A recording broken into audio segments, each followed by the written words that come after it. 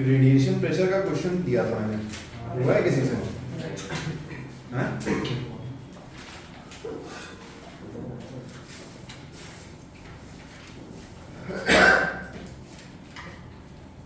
Try किया क्या? हैं?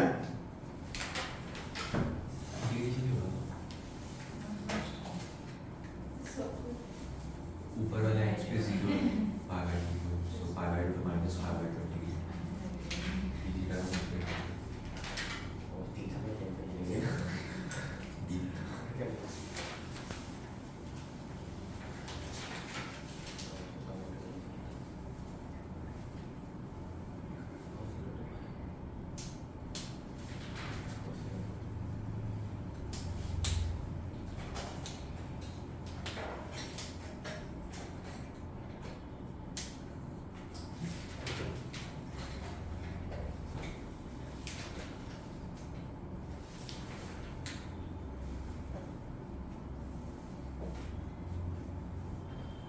ठीक है, क्या हो गया? हाँ, R equal to 1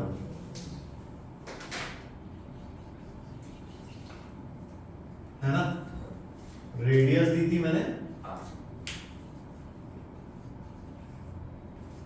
lambda and intensity है। तुम्हें समझ में भी आ जाए बहुत बड़ी बात है। इसे हुआ है क्या? हैं? तुमने घर पे ट्राई नहीं किया?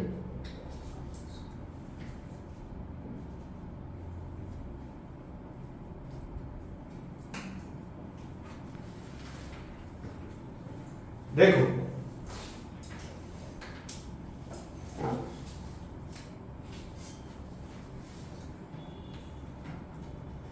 पहले बताओ, हर एक पॉइंट पे क्या इंटेंसिटी, मतलब जो लाइट एनर्जी गिर रही है उसमें और एरिया वेक्टर में एंगल चेंज हो रहा है? क्यों? क्योंकि 3D सरफेस में area vector is outward normal. तो हर पॉइंट से आउटवर्ड नॉर्मल पे जब आप देखोगे तो area vector will keep on, है ना? मान लो एक छोटा सा पॉइंट ले लेते हैं, थीटा पे जाके कैलकुलेशन देखते रहना, अगर कैलकुलेशन गड़बड़ हुई तो आंसर भी नहीं है।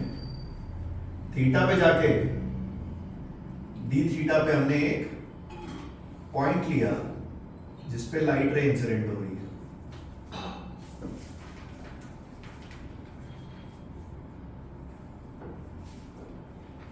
ठीक है, डी थीटा का एक पॉइंट लिया जिस पे लाइट रे इंसिडेंट हो रही है। ये डी थीटा का जो मैंने छोटा सा सेगमेंट लिया, इस पे लाइट रे जो इंसिडेंट हो रही है वो एक पतली सी रिंग बनाएगा। अरे ऐसा हो कुछ ऐसे,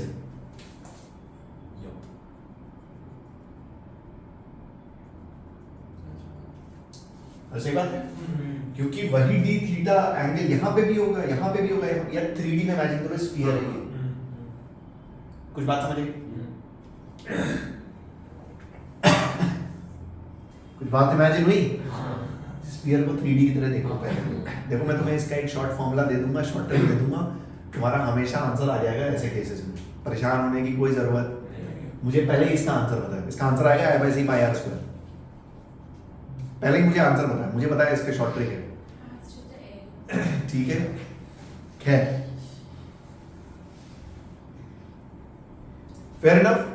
नंबर ऑफ फोटॉन्स फॉलिंग, याद कर, अगर ऑप्लिक इंसिडेंस होता था तो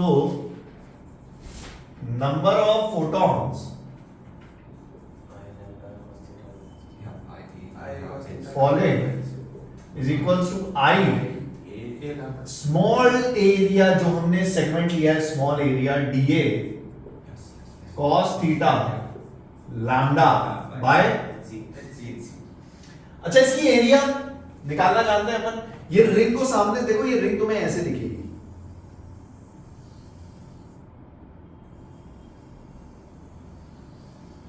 बोल दिखेगी नहीं दिखेगी?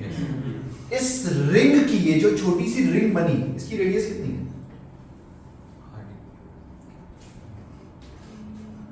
ट्रायंगल सिमेट्री से r sin theta, r sin theta. अरे दिखी नहीं दिखी? अरे दिखी? अरे रेडियस है ना r, horizontal component r cos theta, vertical component r sin theta is the radius. अरे कितना? इसकी थिकनेस कितनी है? ये तो बहुत बार निकाल चुके हो यार, r d थीटा। अरे कितनी? तो इसकी छोटी सी एरिया कितनी हुई? 2 पाई r sin थीटा इनटू, बोलो कोई तकलीफ?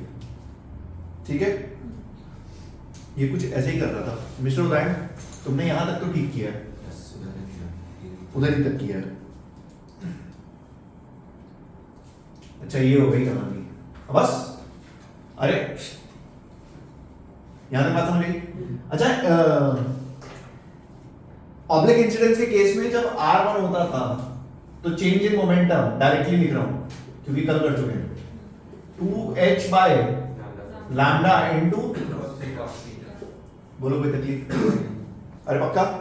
तो इस सेगमेंट पे जो छोटी सी फोर्स लगी, सिर्फ इस सेगमेंट पे, वो कितनी लगी? देखना ध्यान से, जो छोटी सी फोर्स लगी df, that will be momentum cos theta into number of photons. Number of photons में डीए की जगह ये रखूंगा, ध्यान से देखना, I 2 pi r sin theta into cos theta into lambda upon, गलत तो नहीं किया? अरे ठीक है ना सब कुछ? अरे ठीक है, फेयर इनफ। ध्यान से देख, यहां पे जो फोर्स आएगी, इसको इमेजिन करना, देख ये ऐसे सोच, ये स्फीयर है, तो फोर्सेस देख कुछ ऐसे बनेंगी, जैसे मैंने ऊपर एक सेगमेंट लिया है, फोर्स ऐसे ही पूरे रिंग पे ये फोर्स बन रही है कुछ इस डायरेक्शन में, जिनके वर्टिकल कंपोनेंट विल कैंसिल, और कौन से जुड़ेंगे? ये वाले कंपोनेंट, बाकी फोर्स के वर्टिकल कंपोनेंट सारे कट जाएंगे। तो एक ना यहां पे cos थीटा होगा, अब इसको इंटीग्रेट करना और तुम्हारा आंसर आएगा। देख मेरी बात सुन, मैं तुम्हें शॉर्ट ट्रिक बताता हूं, पहले इसको इंटीग्रेट कर लेते हैं एक बार, अगर सब कुछ ठीक किया तो आंसर मैच करना चाहिए। क्या क्या कट रहा है? ये लैम्डा और लैम्डा गया, h और h गया, है ना? देख ध्यान से, ऊपर क्या बचा? 4 sin 2/c, 2i/c बाहर रख लेते हैं, अरे ठीक है ना? 2i/c बाहर रख लिया। अच्छा ये एक 2 और है, इसको भी बाहर ले ले, और पाई भी बाहर ले लेते हैं, 2 into 2 ये होगा 4i पाई r स्क्वायर, और अंदर बचा sin theta into cos cube theta into, अरे तो कोई गलती करी है इसमें? तो एक बार वेरीफाई कर लो, वेरीफाई कर लो एक बार, पता नहीं इसका आंसर मेरे पास। अरे ठीक है, लिमिट बोल थीटा की, लिमिट बोल 0 से पाई, क्योंकि जब आप ऊपर की रिंग कवर कर रहे हो, नीचे की रिंग ऑटोमेटिकली कवर हो रही है, तुमने पूरी रिंग ली है। अरे कुछ बात समझ आई? जब आप हाफ रिंग में थीटा की लिमिट डालोगे, नीचे की रिंग ऑटोमेटिकली कवर हो रही है। अरे कुछ बात समझ आई? अब इसको इंटीग्रेट करना, इंटीग्रेशन आता है तुम्हें? cos थीटा को अगर मैं t रख दूं तो sin t थीटा dt में चला जाएगा, अरे जाएगा नहीं जाएगा? तो ये बनेगा tq, अरे बनेगा ना? देखना करते हैं, इसको डायरेक्टली लिख दे रहा हूं।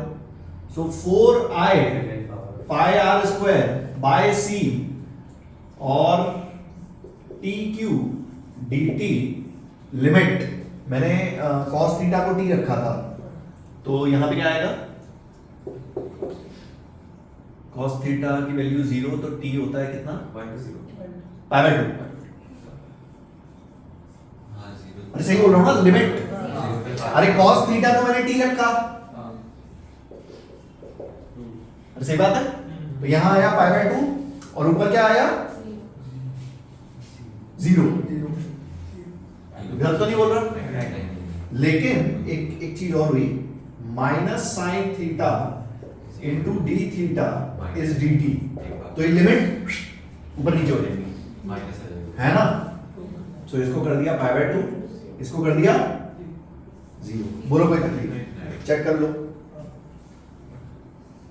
अरे ठीक है, ठीक किया ना मैंने, यस सर d4/4 आएगा नहीं करेक्ट 1, अबे cos थीटा t है ना, तो cos पाई बाय 2 0 और cos 0 इज 1।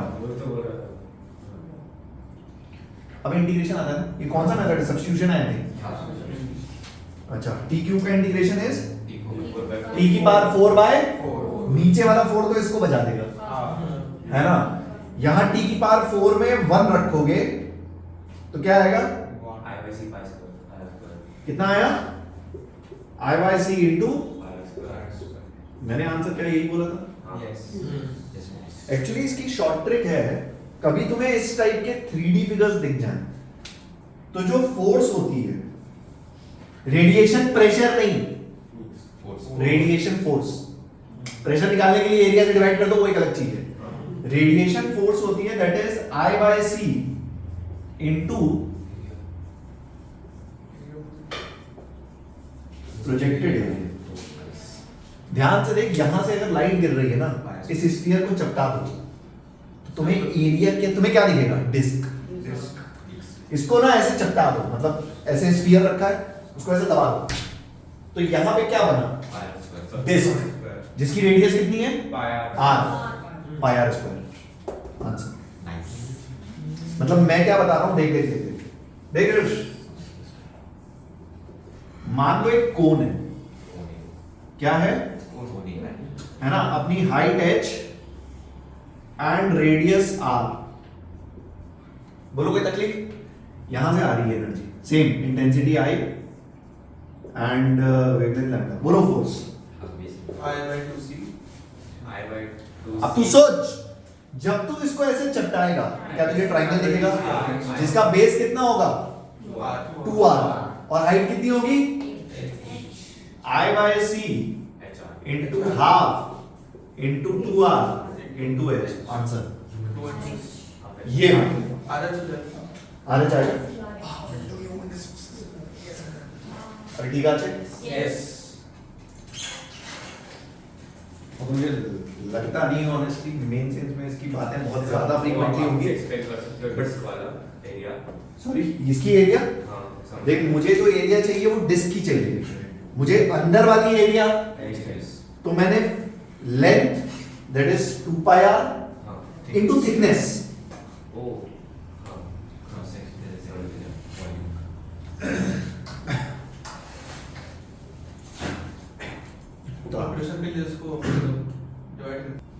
जिस जमाने में जेई के बढ़िया टॉपर्स निकलते थे,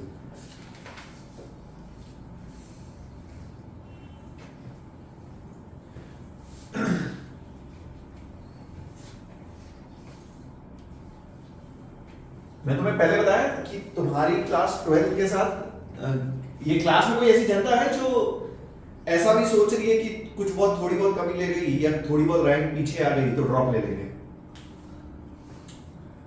मैं बात बताऊं, सिलेक्शन की प्रोबेबिलिटी ड्रॉप के साथ बढ़ जाती है, लेकिन जो टॉपर्स होते हैं, रैंकर्स, वो कौन सी क्लास से निकलते हैं, क्योंकि अगर आप टॉपर हो, अरे ऐसे सोच, अगर आप टॉपर हो, if you are a topper then you are not a dropper, सीधी सी बात।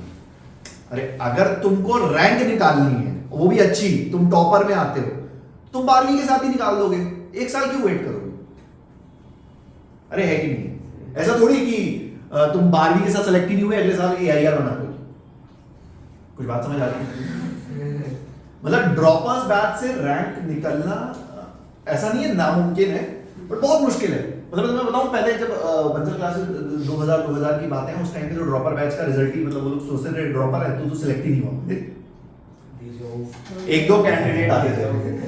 सर अभी जस्ट कोई सेमेस्टर की बोली 2002 की दुर्गाराम चौधरी, वो तो कहानी ही अलग थी। दुर्गाराम चौधरी भाई साहब, दुर्गाराम चौधरी क्या बता रहा हूँ, दुर्गाराम चौधरी शादीशुदा थे शायद, ऐसा मैंने भी सुना है कहीं, तो मैं अभी उस पे पढ़ रहा था कुछ।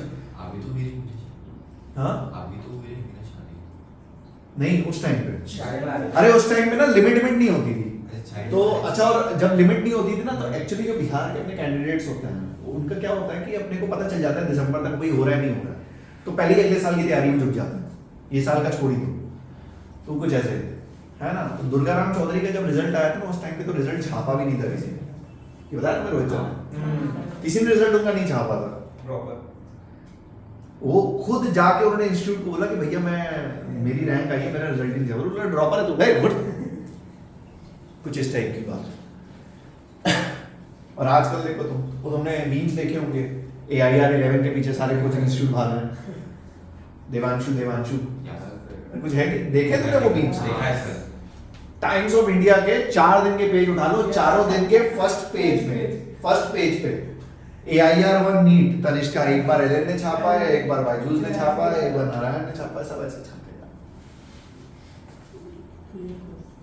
तू सोच, तेरी अगर बड़ी अच्छी रैंक आ गई ना, तो तू बेच भी सकता है तेरी रैंक।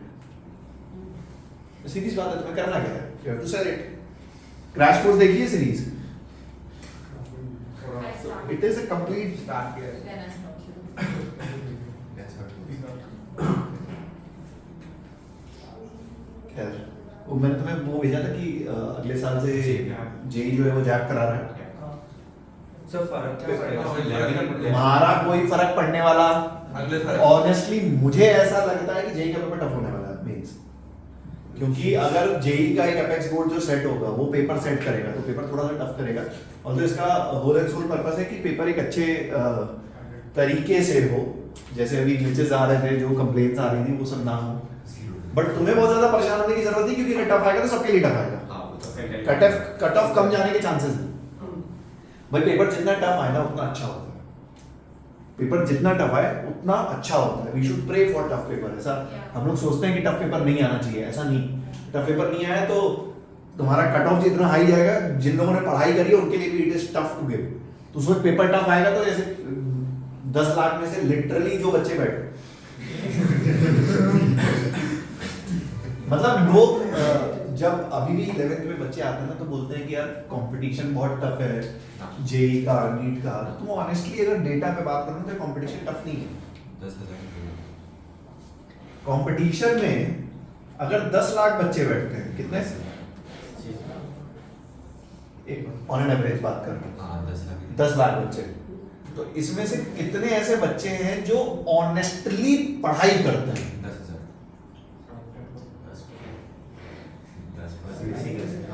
या ऐसा सोचो, इसमें से कितने ऐसे बच्चे हैं जो सच में कॉलेज जाते हैं? एक्चुअली 1 लाख कॉलेज जाना क्या होता है? 30,000 इन्हें ही अच्छा कॉलेज मिलता है। और इस 30,000 में से आईआईटी की सीट्स कितनी? 5 ठीक है, 16,000 ये अच्छे, ऑन एन एवरेज 10,000। तो ये 30,000 बच्चों में से 10,000 के अंदर आना, ये कोई कंपटीशन नहीं है। अगर इतने बच्चे पढ़ाई कर रहे हैं ना रियलिटी में, उसमें से तुमको 10,000 रैंक लानी, तो ये कोई कंपटीशन नहीं है। अगर तुम यहां लाए करते हो, तुमको पढ़ाई नहीं करी है, तो competition is not that tough. खैर, हाँ अरे नहीं, तुम लोग का रिजल्ट बहुत अच्छा आएगा। अपने ऊपर थोड़ा सा भरोसा रखने का, and be very confident and motivated.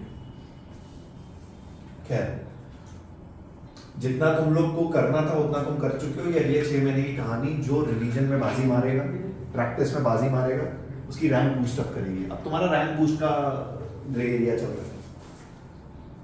जितना हो सके उतना रिवाइज करो और प्रैक्टिस करो, वही स्ट्रैटेजी है। टेस्ट पेपर्स हर 15 दिन में मिलते हैं, वो टेस्ट पेपर घर जाकर दोबारा लगाओ। टेस्ट पेपर का होल एंड सोल मतलब जो है वो ऑनेस्टली तुम मुझसे पूछो, मैं तुम्हें जज नहीं कर रहा हूँ, बट एक टेस्ट पेपर तुम यहाँ दे चुके हो, उसके बाद उस टेस्ट पेपर के सारे क्वेश्चन तुम्हें आने चाहिए, उसका ये मतलब। अगर टेस्ट पेपर देने के बाद उसी टेस्ट पेपर का एक क्वेश्चन दोबारा तुमसे फंस रहा है तो पॉइंट नहीं है वो टेस्ट देके। बता दो उसको।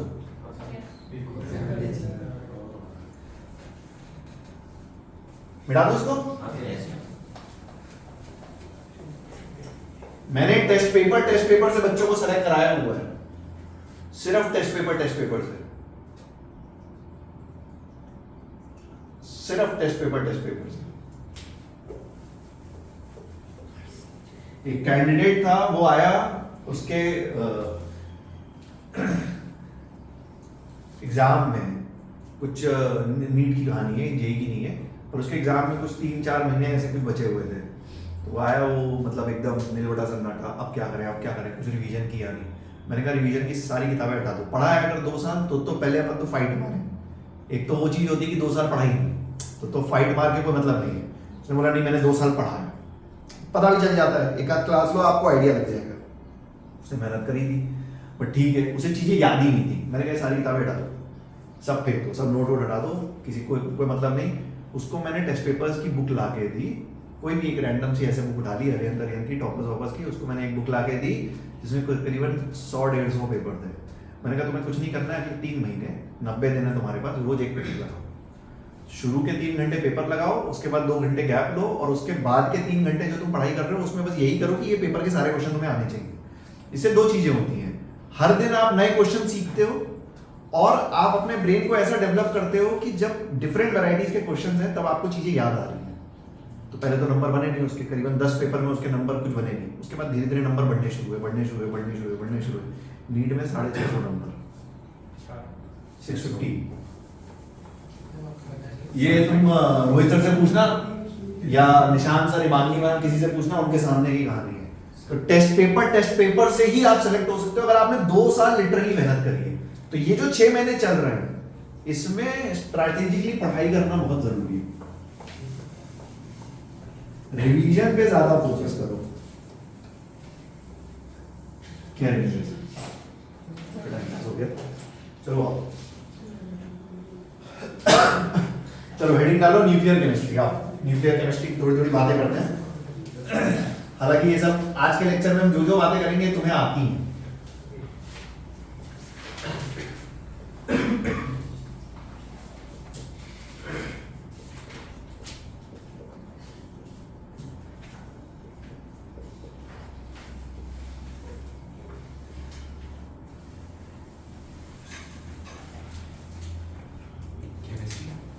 अरे ठीक है, फिजिक्स लीजिए बेटा, क्या परेशान हो रहे हो।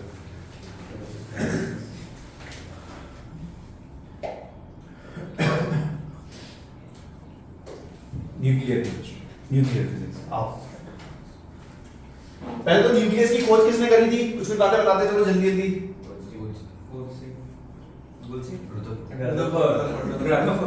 भाई गोल्ड फॉर यूज किया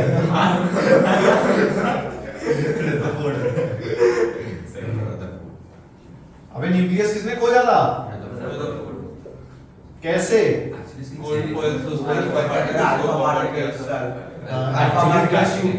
तुम्हें पता है ना क्या क्या किसने खोजा था? एटम के बारे में थ्योरी किसने दी थी? इलेक्ट्रॉन किसने खोजा था?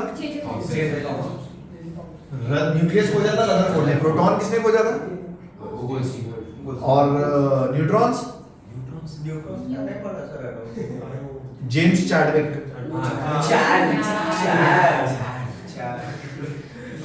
ठीक है ना? तो न्यूक्लियस खोजा था रदरफोर्ड ने। कैसे खोजा था? वो अपना गोल्ड फॉइल लिया था, अल्फा स्कैटरिंग एक्सपेरिमेंट तुम सबको पता है। अल्फा पार्टिकल क्या है? Nucleus.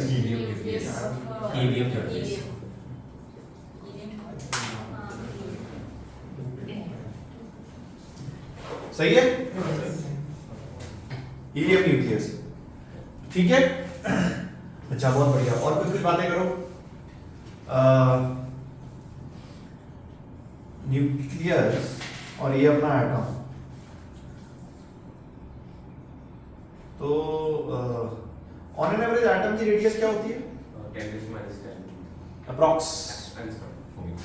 10 raised to And minus 10 raised to minus 4 angstrom for me. और ये जाती है न्यूक्लियस की 10 raise to the power minus 15 order की। एंगस्ट्रॉम का कन्वर्जन फैक्टर पता है? 1 metre is how much angstrom? 10 raised to minus 10. 10 raise to the power minus 10. क्या बात कर रहे हो? हाँ सर माइनस 10 होता है या 4 भी minus 15 होता है angstrom. 1 angstrom is 10 raise to the power minus 10 metre या 1 metre is 10 raise to the power minus 10 1 angstrom? meter 10 1 feet meter 10 is 10 angstrom. raised to the power minus नहीं नहीं 1 angstrom equal 10 raised to minus 10 meter. हाँ तो ये plus कर plus होगा. Plus अभी ठीक लिखा है? हाँ पिकोमीटर पता है? 10 raised to minus 12 pico. Yeah. ये सब चीजें यूज होंगी, ठीक है ना? तुमको आइडिया होना चाहिए ये सब चीजें यूज होंगी। और कुछ बातें करो। हो गया तुम्हारा? क्या लिख रहे हो इसमें? मास ऑफ इलेक्ट्रॉन कितना होता है? 1.6 into 10 raised to minus pen फेंक के मारा। 9.1 minus 31 kg. 9.1 into 10 raised to the power Minus 31 kg. और चार्ज और इलेक्ट्रॉन कितना होता है? minus 6 minus 17. चार्ज और प्रोटॉन कितना होता है? 1.6. मास ऑफ प्रोटॉन कितना होता है? 1.6 into 10 raised to minus 27. या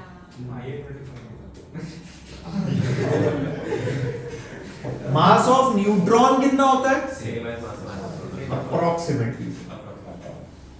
चार्ज ऑन न्यूट्रॉन कितना होता है? 0. ये सब चीजें तुम्हें आती हैं? Yes. अरे पक्का? 1 mu क्या होता है? कुछ कुछ सुना सुना लग रहा है मैंने। होता क्या है? 1.12 into एटॉमिक मास। यार ये सब याद है? क्या होता है ये atomic mass unit? 1/12 of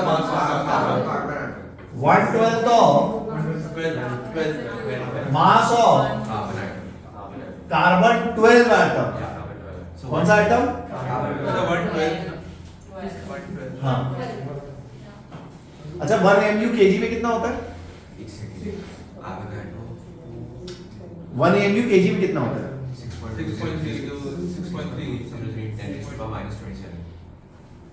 23 Avogadro's number 6.023 into 10 to the power 34 देख मेरी बात सुन। 3 है क्या? अब मैं बोलूं Yes.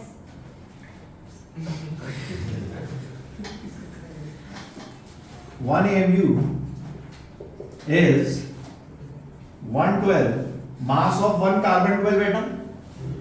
अरे सही है? अच्छा मास ऑफ इलेक्ट्रॉन क्या प्रोटॉन और न्यूट्रॉन के कंपैरिजन में बहुत छोटा है? yes उसको निगलेक्ट कर सकते हैं क्या? yes अरे पक्का? yes अरे कोई तकलीफ? नहीं 6 mass of neutrons plus 6 mass of अरे गलत तो नहीं बोला? नहीं अरे यही होता है? Mass of neutron mass of proton अगर अप्रोक्सीमेटली सेम है इसको कॉमन लोगे तो कितना आया? 1 mu is approximately mass of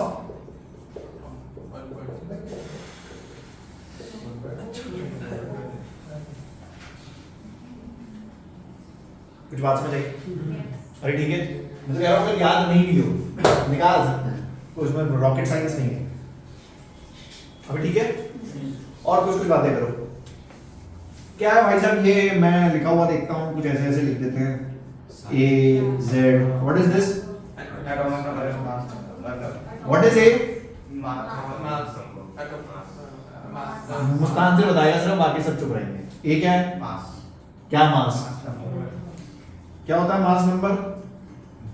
atomic mass I'm sorry sir mass अबे किसका मास? element का एलिमेंट का मास होता है।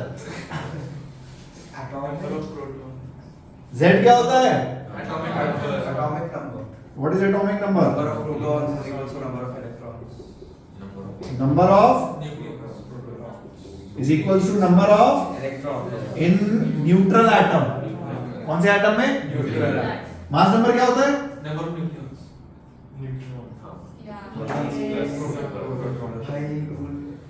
सही है? नहीं नहीं। वो तीसरा होता है n हाँ। plus p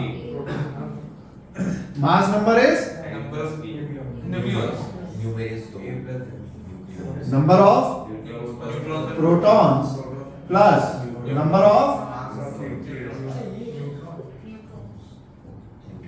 गलत तो नहीं बोला? अरे ठीक है,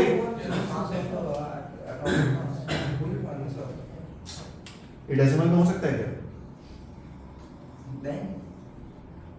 ए डेसिमल में हो सकता है क्या? नहीं। क्यों? So क्योंकि number of protons, number of neutrons, ये आधा होना पॉसिबल नहीं है, इंटीजर वैल्यू होगी। और सही बात है ना? हाँ। क्लोरीन का 35.5 क्यों होता है?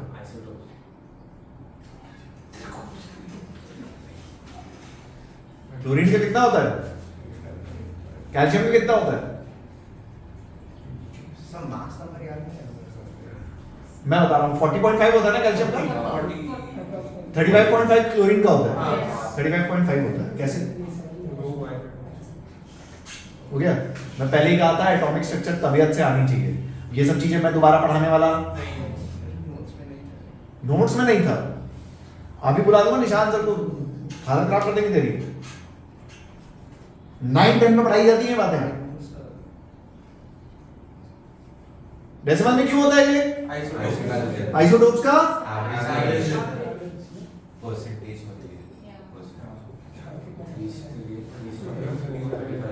अरे ये सब बातें तुम्हें आती हैं? उतार दो रफ्तार में एकदम।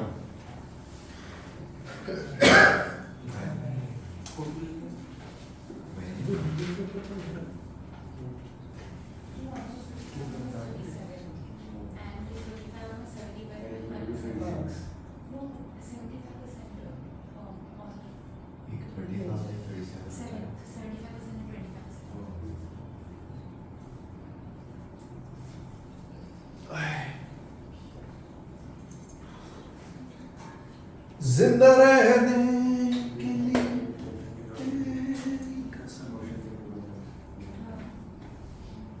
इसको कम से कम पता है, कम से कम ये जितनी चीजें मैंने तुम्हें बताई ना एक लेक्चर में पढ़ाई जाती है। ऑब्वियसली एटॉमिक स्ट्रक्चर तुम देख लो निशान सर, ये पूरा एक लेक्चर में पढ़ाते हो। So, ये अपन कोई टाइम पास नहीं करने वाले।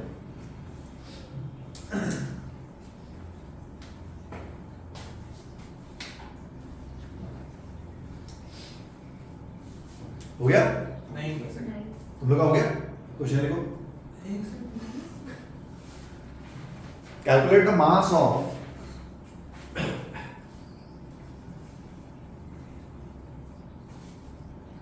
calculate the mass of 1 mole of helium atoms. Calculate the mass of 1 mole of helium atom. निकालो।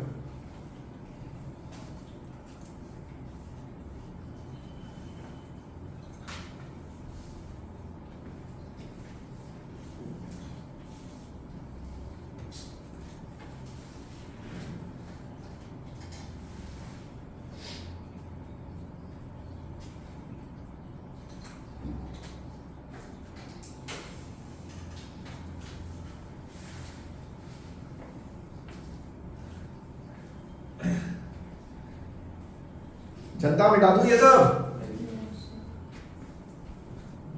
मिटा दूं? अरे डिस्कस मत करो यार, निकालो यार। Calculate the mass of 1 mole of helium atom.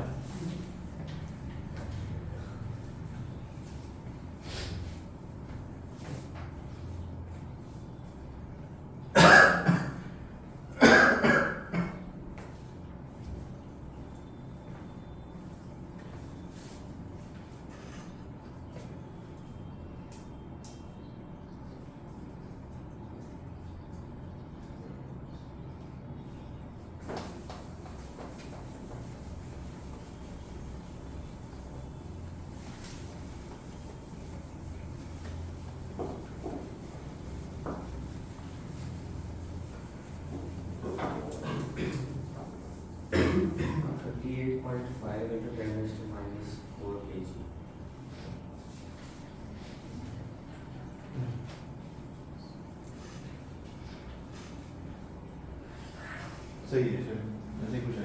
ठीक है, मैंने देखा। हाँ ठीक ही लग रहा है शायद।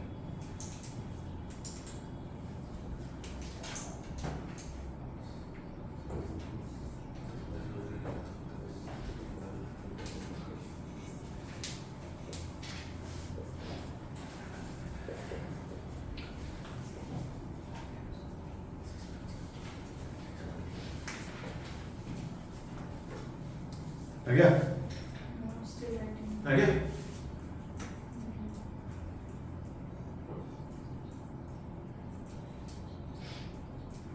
भैया नहीं है तो डूब मारो। Grams Look, yeah. 2 grams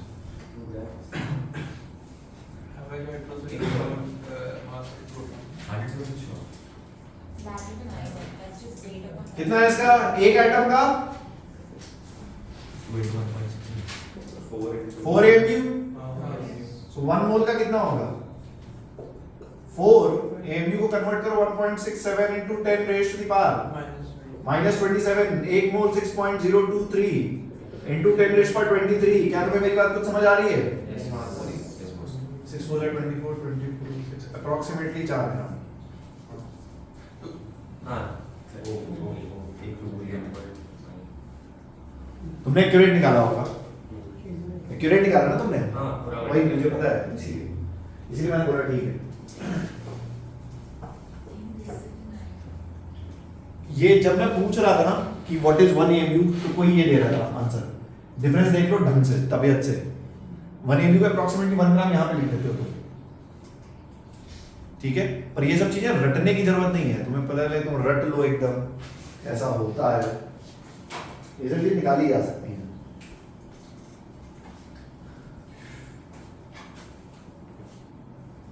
ठीक है? नंबर ऑफ न्यूट्रॉन्स कैसे निकालते हैं? A माइनस Z पता है? अरे पता है? नहीं पता और लिख लेना। अच्छा, और वो तीनों पता है तुम्हें? Isobar, isotope, isotones. आइसोबार क्या होते हैं? Same atomic number. आइसोबार्स क्या होते हैं? Same mass. और आइसोटोन्स क्या होते हैं? हाँ, कौन बोला? Same number of neutrons. अबे तुम डायरेक्ट बोलो ना, घुमा कर क्या बोल रहे हो? मुझे आपकी बेटी की मम्मी के बेटी के मम्मी के बेटी के मम्मी से बेटी से शादी करनी है। क्या है? घुमा फिर आगे क्या होता है? अरे लिख लेना, isotope same atomic number, isobar same mass number, isotone same neutrons. Different क्या है? Isosceles also. Yeah, and isodiaphragms. So it's some N plus P is the same, but the electrons.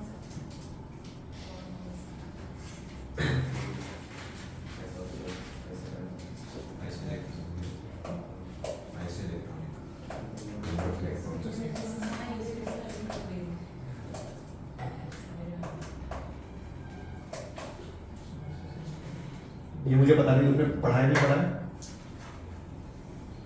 जो न्यूक्लियस होता है क्या होता है? न्यूक्लियस की radius दी जाती है r is equals to r0 a की पावर 1/3। पढ़ा है क्या ये? क्या बात है रदरफोर्ड। r0 की वैल्यू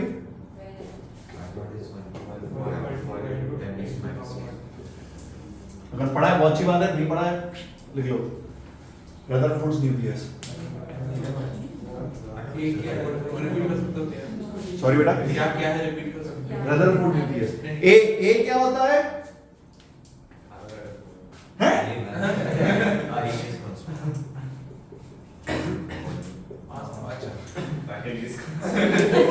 लिख लो लिख लो लिख लो।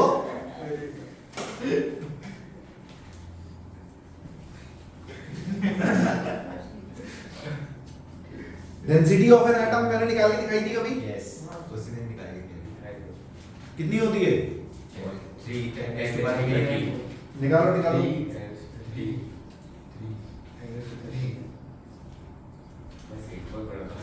हेडिंग डालो डेंसिटी ऑफ एन एटम। जल्दी जल्दी करो यार।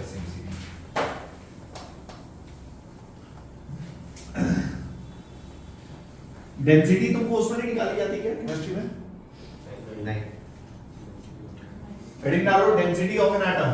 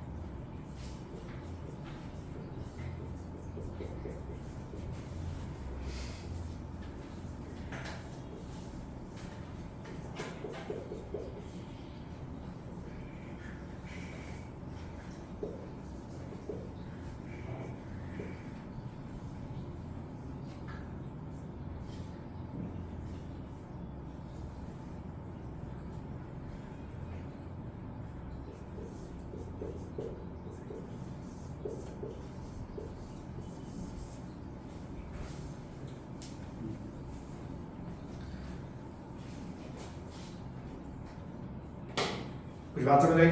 Any general atom का है। सॉरी बेटा, Any general atom। In general atom तो मैंने एटॉमिक मास को मल्टीप्लाई किया 1.67 into 10 27 ऊपर आया केजी, ठीक है, नीचे 4/3 पाई Meter। रेडियस क्यूब, ठीक है, तो a की पावर 1/3 यहाँ आ गया a, ये और ये बच गया, बाकी सब चीजें मैंने छोड़ दी, नीचे 10 raised to the power -45 है, ऊपर 10 raised to the power -27 है, तो अप्रोक्सीमेटली कितना बचा? 10 की पावर 17 अप्रोक्स है ये सब, पर डेंसिटी ऑफ एन एटम इतनी बड़ी होती है, फिर भी तुम चीजों को क्यों उठा लेते हो?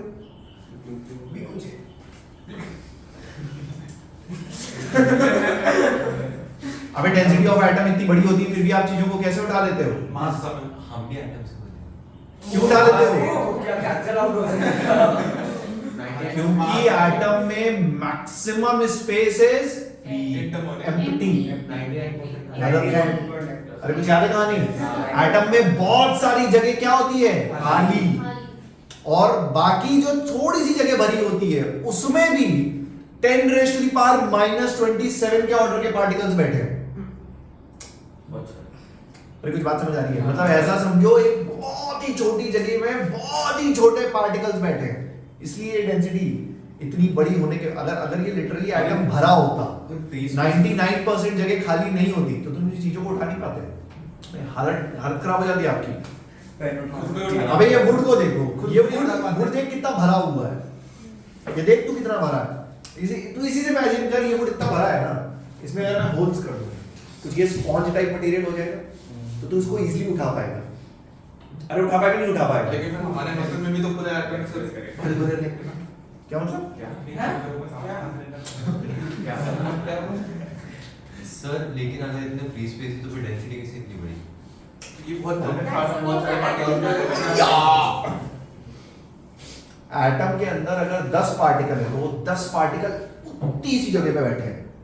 इस बात समझ आ रही है? अभी डेंसिटी क्या होती है कि कितनी जगह में कितने लोग बैठे हैं, मास अपॉन वॉल्यूम, कितने वॉल्यूम में कितना मास है। तो एटम के अंदर जो 0.01% स्पेस है उसमें वो मास है, बाकी एटम खाली है। इस बात समझ आई? अगर वो बाकी एटम भरा होता तो तुम चीजों को उठा, ये मतलब है। इसलिए ये क्लासिक एग्जांपल है, किसी बच्चे को अगर फील कराना हो कि वेट और डेंसिटी में डिफरेंस होता है, बिल्कुल होता है। डेंसिटी देख, आयरन से भी ज्यादा है। किससे ज्यादा? आयरन आयरन और कुछ बात समझ आई? देख लेना, उतार लेना, तो डेंसिटी ऑफ एन एटम इस ऑर्डर की होती है। और मैंने तुमसे वो वाली चीज भी पूछी थी क्या कि न्यूक्लियॉन्स स्टेबल क्यों होते हैं? पूछी तो थी आपने। कुछ नहीं चलो ठीक है, उतार लो ऐसे पहले। Answer is what was your answer? Answer is yes. तुमने बोला था इलेक्ट्रॉन बाहर नहीं चलेगा। हाँ, तो सिमोन ने आंसर दिया था कि अंदर प्रोटॉन को रिपेल कर रहा है, पर बाहर से इलेक्ट्रॉन भी तो खींच रहा है, तो प्रोटॉन तो बाहर ही आ जाना चाहिए। क्या? अरे चमत्कारी इधर वो मुझे इमेजिनेशन के लिए नहीं समझ आंसर रहा। ये है क्या अगर एक प्रोटॉन है, ठीक है, और यहाँ पे दूसरा प्रोटॉन है और बाहर बैठा है इलेक्ट्रॉन, इस पे एक फोर्स लगी है ऐसे, एक फोर्स लगी है ऐसे, तो बाहर आ जाना चाहिए। हो गया? इसके दोनों के बीच में इलेक्ट्रोस्टैटिक फोर्स है तो वो सेंटीमीटर फोर्स में कन्वर्ट होता है। वाह क्या बात है, सेंट्रीपिटल फोर्स। प्रोटॉन्स में भी सेंट्रीपिटल फोर्स है? नहीं, दोनों के बीच में इलेक्ट्रोस्टैटिक फोर्स है तो वो सेंटीमीटर फोर्स में कन्वर्ट होकर फिर इलेक्ट्रॉन रिवॉल्व होता है। अबे मैं प्रोटॉन की बात कर रहा हूँ, तो इलेक्ट्रॉन पे पहुंच रहा है। स्टेबल होता है। मैंने ये पूछा कि न्यूक्लियस के अंदर क्या दो प्रोटॉन आपस में रिपेल करते हैं? अरे करते हैं, नहीं करते? अगर करते हैं फिर भी न्यूक्लियस इतना स्टेबल क्यों होता है?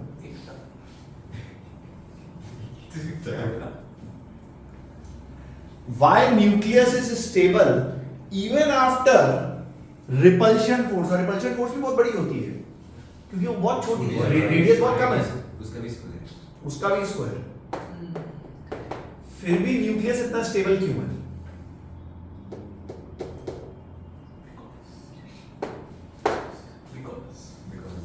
ये तुमने पढ़ा है 10th में?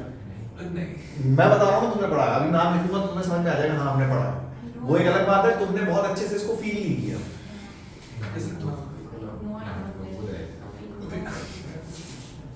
Newton Newton is Newton. नहीं भाई न्यूटन सब में नहीं है Degree of force. Yes.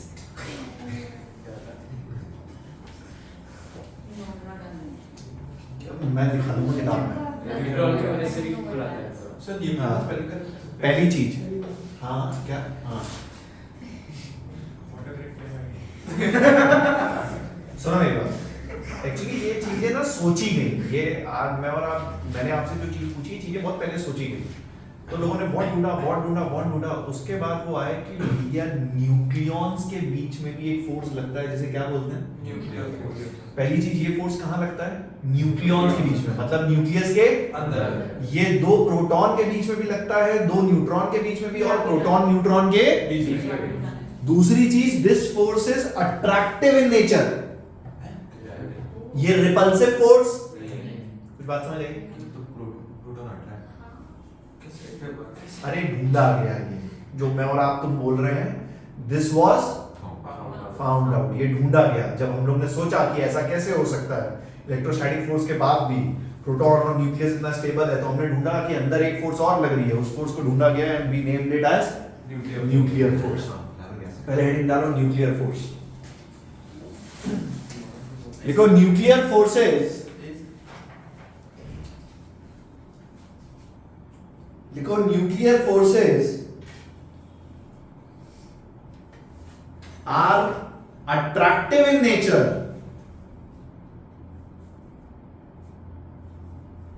nuclear forces are attractive in nature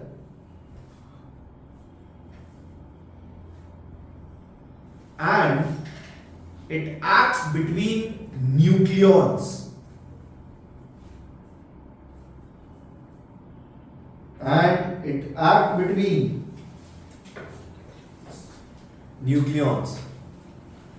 ठीक है मतलब एक न्यूट्रॉन प्रोटॉन न्यूट्रॉन और प्रोटॉन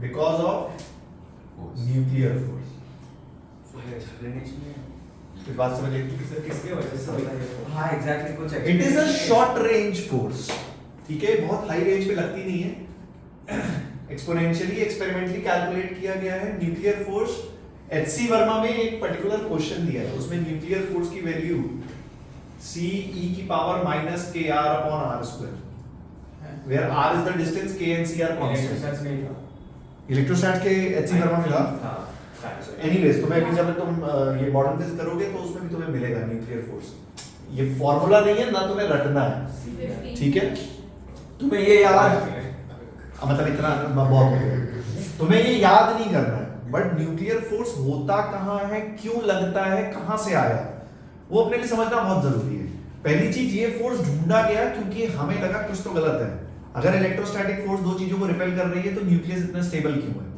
वहां से हमने ढूंढा कि एक नई फोर्स होती है nuclear force which is a short range force आप प्रोटॉन को एक बड़ी डिस्टेंस पे रख दो तो ये फोर्स एक्ट नहीं करेगा. Exponentially it is a short range force ठीक है इसलिए सिर्फ न्यूक्लियॉन्स में लगती है न्यूक्लियस के अंदर and this is the reason why your nucleus become stable कुछ बात समझ आई थ्योरी लिखनी है लिखते चलना ये सब चीजें This is force or weak force or strong force? I am sorry Strong force. Weak force तो ऐसे डिसइंटीग्रेट होगा. आई एम सॉरी हां बोल ऐसे अगर वो इलेक्ट्रोस्टैटिक फोर्स को अपोज कर रहे तो हाँ, स्ट्रॉन्ग हाँ इलेक्ट्रोस्टैटिक फोर्स से शॉर्ट रेंज फोर्स डिस्टेंस बहुत कम कर दी इसलिए डिनोमिनेटर बहुत छोटा कर दिया ऑलरेडी उसको अपोज करता है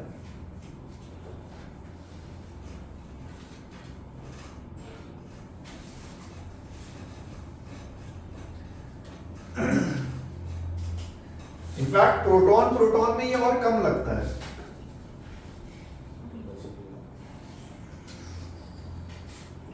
न्यूट्रॉन और न्यूट्रॉन प्रोटॉन में अप्रॉक्सीमेटली सेम लगता है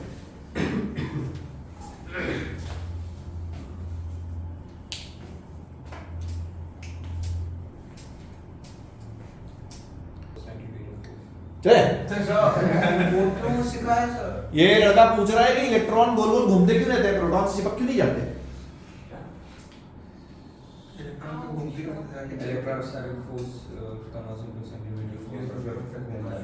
ओ भाई साहब, जॉन डाल्टन थ्योरी का कुछ ड्रॉबैक था that revolving electron should lose energy and eventually fall down into nucleus.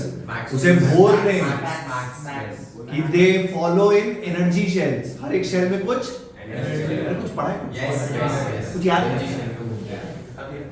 अरे ये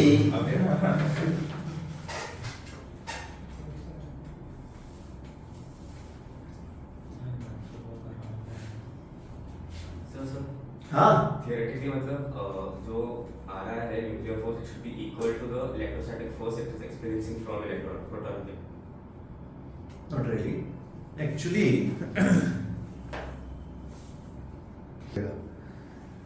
तो अभी जैसे इस लड़के ने बोला या आपने को भी समझ में आया कि जैसे जैसे डिस्टेंस कम हो रही है, देख मुझे एक बात ना, कोई चीज स्टेबल होती है तो उसकी एनर्जी कम होती है कि बढ़ती है? कम। ये बात समझ में आती है? Yes. अगर कोई चीज स्टेबल हो रही है तो उसकी एनर्जी, ये बात समझ में आती है? बट KQ/R में जैसे जैसे R कम हो रहा है एनर्जी, तो न्यूक्लियस स्टेबल कैसे हो रहा है?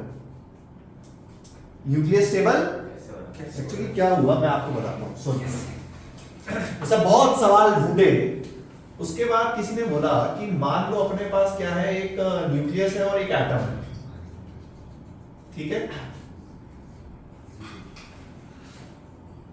बोलो कोई तकलीफ? अरे पक्का? मैं आपसे एक सिंपल सवाल पूछूं कि मुझे ना न्यूक्लियस का मास निकालना है, कैसे निकालना? Number of protons into mass of a proton. Number of nuclear. हाँ. बताओ बताओ बताओ। Number of nucleons. तुम्हें समझ में आया मुझे क्या करना है? हाँ. मुझे निकालना है मास ऑफ न्यूक्लियस, कैसे निकालूं? 2 times. A minus Z into 1. हाँ दोबारा मास ऑफ न्यूक्लियस, हाँ बोल। A minus Z. A minus Z, ये क्या है? Number of Neutrons. Into mass of neutron plus Z into mass of proton. Sir, A है ना? सॉरी बेटा, A अच्छा हाँ, A ले लो. directly A into mass of proton. क्या क्या क्या? A into mass of protons. और न्यूट्रॉन्स कहाँ गए? तेल ले ले। Neutron. नहीं, same होता है. मतलब Mass of- एक्यूरेटली बात कर रहा हूँ, अच्छा. अप्रॉक्स नहीं बोल रहा मैं। अरे यार मैं अप्रॉक्स नहीं बोल रहा कि यहाँ से इसको सेम ले लो, कॉमन ले लो, एक्यूरेट। ऐसा सोचो, मान लो मैं आपको ये दूं, हाँ. सुनना मेरी बात ध्यान से, मान लो मैं आपको ये दूं और मैं बोलूं कि यार मुझे ना मास ऑफ न्यूक्लियस निकालना है, एक्यूरेट एकदम, तो क्या तुम यही मेथड फॉलो करोगे? हाँ. भाई number of protons into mass of proton plus number of neutrons into. लेकिन मान लो मैं आया क्लास में, जैसे तुमने मुझे बोला सर हम ये करेंगे, मैं आया क्लास में, मैंने कहा मैं ये नहीं करूंगा, मैं ऐसे करूंगा। ध्यान सुनना, mass of an atom minus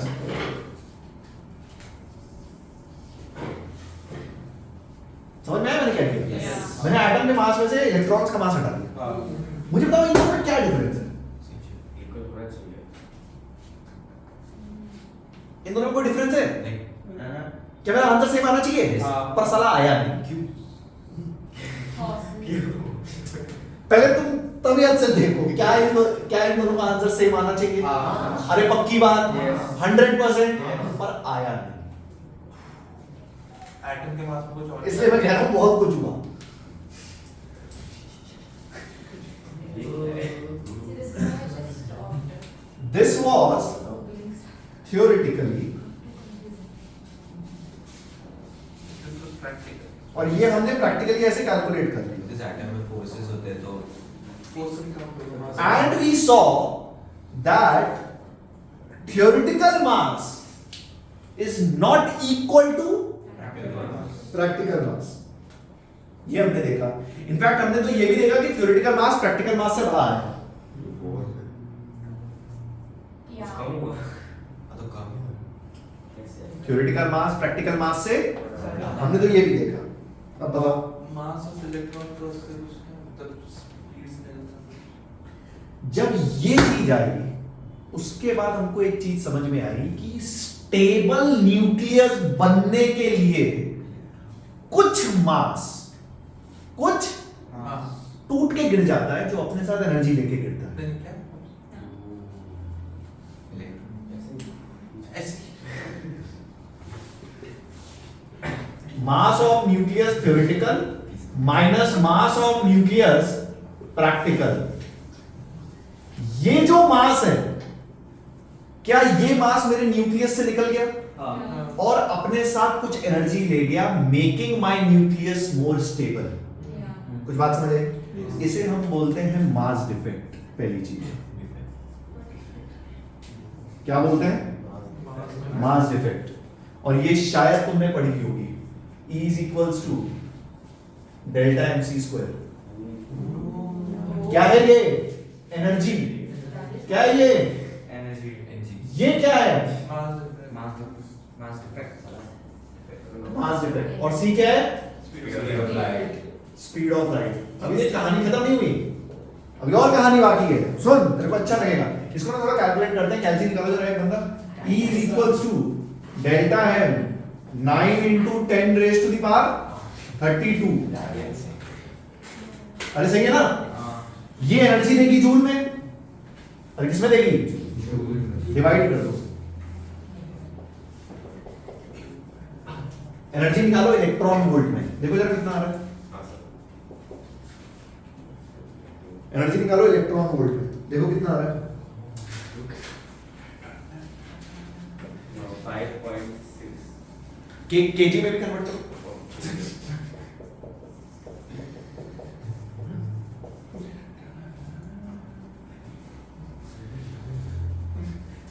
9.3. 9.3। So 931.5 into delta m mega electron volt. 9.3 आ रहा है ना? 9.3 है ना? 9.3 10 to 24. हाँ?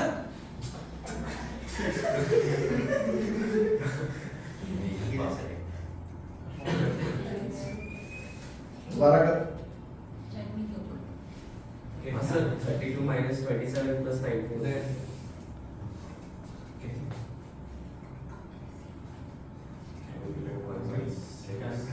अरे मेगा ना, mega electron volt. Thank megas भी 10 to 6. 32 कहाँ से आया? 16 है ना? वैसे बोल रहा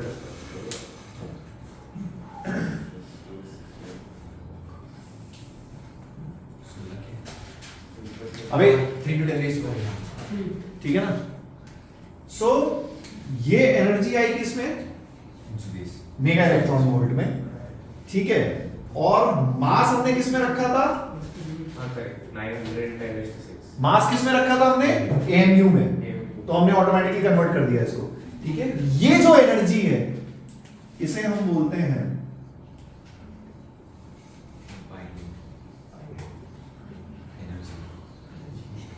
बाइंडिंग एनर्जी।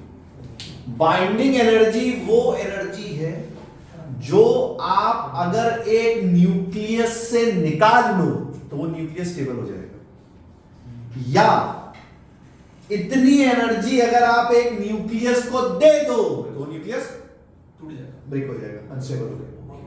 कुछ बात समझ आई? सो ये प्रोसेस क्या हुआ तुम समझो। जो न्यूक्लियस होता है वो स्टेबल बनने के लिए, जैसे आप सोचो आप न्यूक्लियस हो, अगर आपको स्टेबल बनना है तो आप इतना मास आप में से टूट के गिर जाएगा, और जो एक एनर्जी लेके निकलेगा making you more stable, that energy is called as binding energy. Fair enough? पहले से बता रहा हूं, उसके बाद लिखो। वो मास अपने आप गिरता है कि गिराना कुछ करने के तुम्हारा alpha beta gamma neutrino anti neutrino ये सब कहानियां चलेंगी इसके आगे, पर वो हो क्यों रहा है वो समझना बहुत जरूरी है।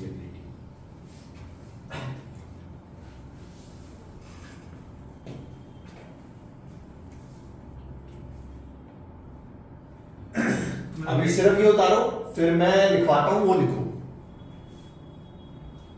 रेडियो एक्टिव सॉल्यूशन का मास फिर कम होता जाता होगा। हाँ। टाइम तभी तो रेडियो एक्टिविटी बोलते हैं first order kinetics, decay decay decay.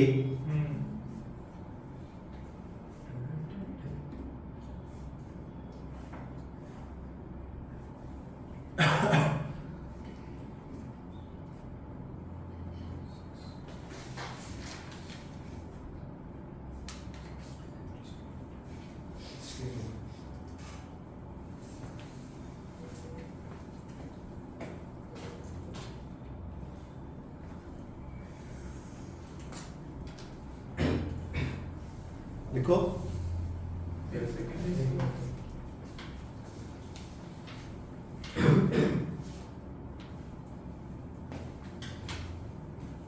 लिखो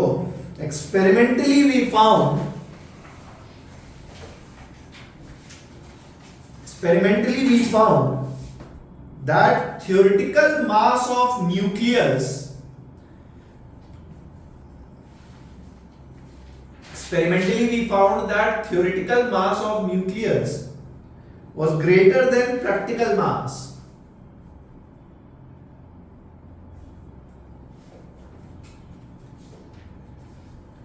was greater than practical mass.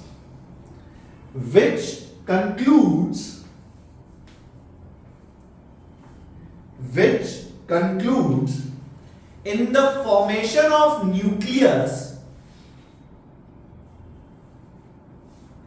In the formation of nucleus, some mass comes out. In the formation of nucleus, some mass comes out in the form of energy and gives stability to the nucleus.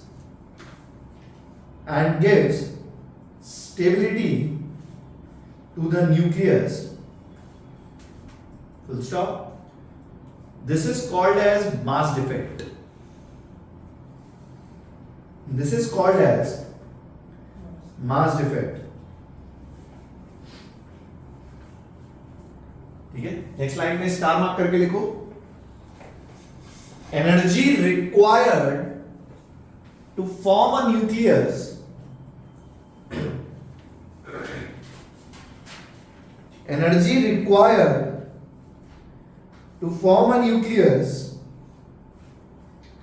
or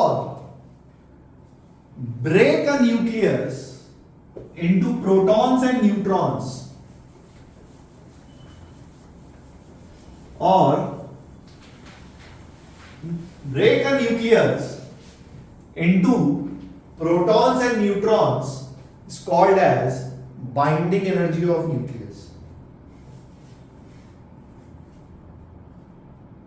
is called as binding energy of nucleus.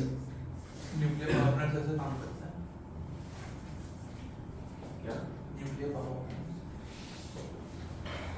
फिर कहाँ तुम मेटम bomb पे पहुंच जाओगे अभी?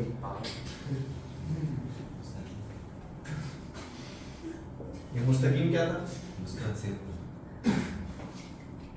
क्या हुआ? Atom bomb बना रहा है?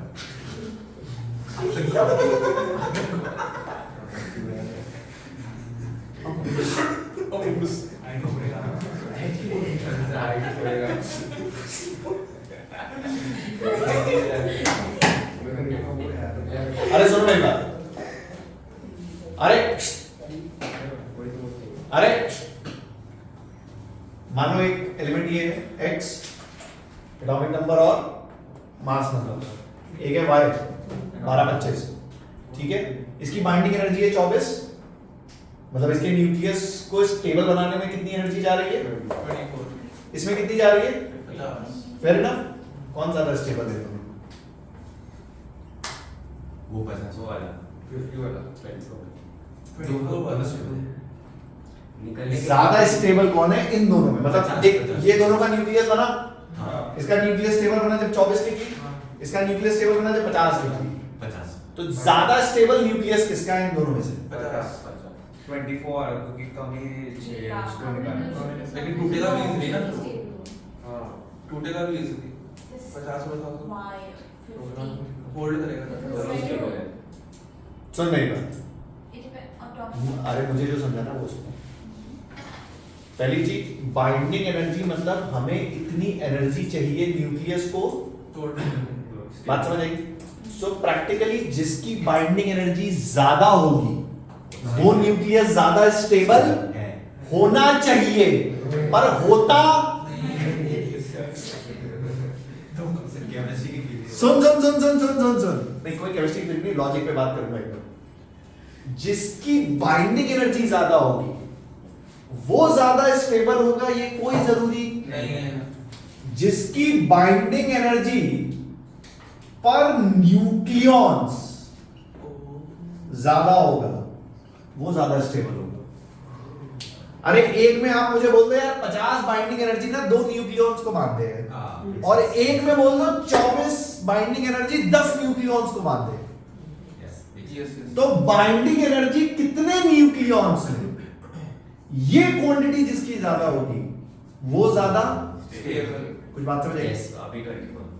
कौन सा ज्यादा स्टेबल, 24 ये समझाना है मुझे। तो जिसकी बाइंडिंग एनर्जी ज्यादा, जिसकी बाइंडिंग एनर्जी ज्यादा होगी वो ज्यादा स्टेबल हो भी सकता है, नहीं भी हो सकता है, बट जिसकी बाइंडिंग एनर्जी पर न्यूक्लियॉन ज्यादा होगी that will be more stable. लिख लेना स्टार मार्क करके बड़ा बड़ा।